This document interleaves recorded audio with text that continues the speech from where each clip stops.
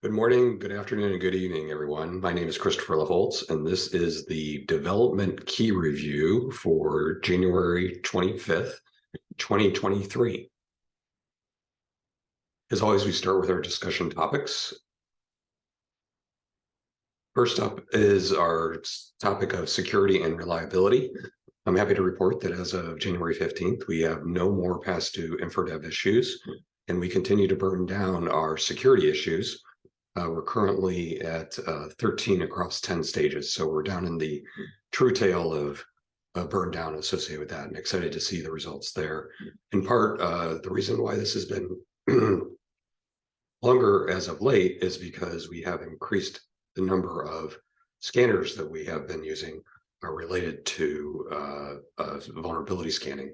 So we've seen an increase because of additional enhancements that we put in place that have caused us to address additional issues.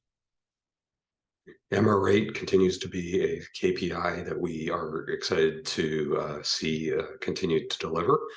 For November and December, year over year, we actually saw improvements over the previous year. We went from 12.4 to 13.2 and 10.6 to 11. So that was pretty encouraging associated with that. January has started slower, in part due to the fact that the holiday time period was split across the last week of December and the first week of January due to the way the holiday fell. Total MRs for November was at 4,800, a little over 4,800, which is our new highest number. We've also converted OMRT to the total MRs as opposed to just ones authored within the development department. This means that the graph has changed. As you can see, it's changed in a number of ways. In part, it's allowed us to discover that we've actually been increasing over the last 8 months. We're currently in investigations to understand what's going on there. What you see in January is the normal rise that we get due to people being out and things taking longer to get reviewed.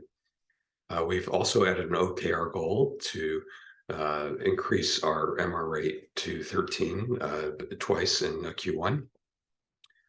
And then there's some additional notes on how we're expecting to see positive trends in the short term associated with this. LCP on January 12th spiked. This is in part due to the change with our new fonts.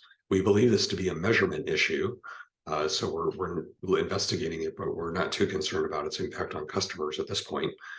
We have moved this LCP, this KPI to yellow, and we'll continue to investigate this. So we're looking right now mainly at the measurements associated with this, but we have a pretty good idea of what was the cause of this.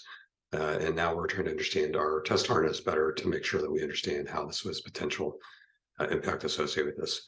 And this did affect other pages as well. So there's an overall rise that we'll look to correct here in the coming month. On OKRs, we've had a pretty solid quarter in increasing revenue. We're at 89% with pretty solid results, both across FedRAMP as well as fulfillment efficiency. We continue to work on best in class and have had a pretty solid showing here as well.